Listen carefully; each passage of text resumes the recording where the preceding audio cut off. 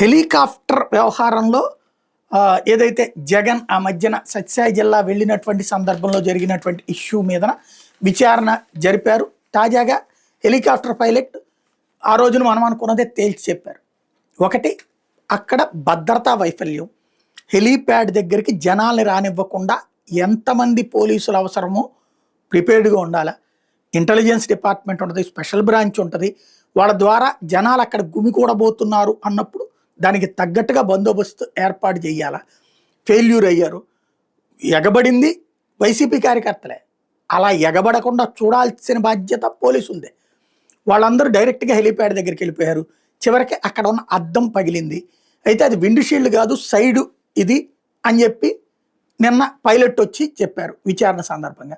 ఆ పైలట్ 3 సార్లు నోటీసులు ఇస్తే నువ్వు ఎందుకు రాలేదంటే ఆ ఒంట్లో బాగాలేదు, నేను రాలేదు అని చెప్పి వచ్చాడు.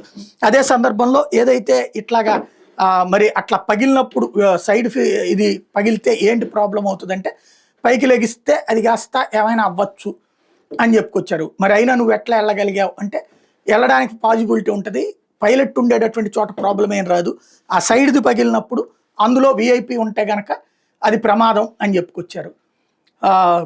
మరి ఎవరైనా అనుమతి తీసుకున్నారంటే మా ఏవియేషన్ కంపెనీకి అడిగాం, వాళ్ళు రమ్మంటేనే పర్మిషన్ తీసుకుని వెళ్ళాం అని చెప్పారు. అట్లా జనం ఎగబడిపోవడంతో ఆ తర్వాత పైకి లేపాలన్న ప్రమాదమే, సరిగ్గా కంట్రోల్ కాకపోతే దానికి ఉండే రెక్కలకి జనం పడిపోతారు, అట్లాగే హెలికాప్టర్ కదలడానికి ప్రాబ్లం అని చెప్పారు. అంటే ఓవరాల్గా పక్కా ఫెయిల్యూర్ డిపార్ట్మెంట్ది. ఇప్పుడు దీని మీదనే ఛార్జ్ షీట్ వేస్తారట. ఏంటంటే ఇది వైసీపీ వాళ్ళే కుట్ర పన్నారు అన్నటువంటి రూట్లో.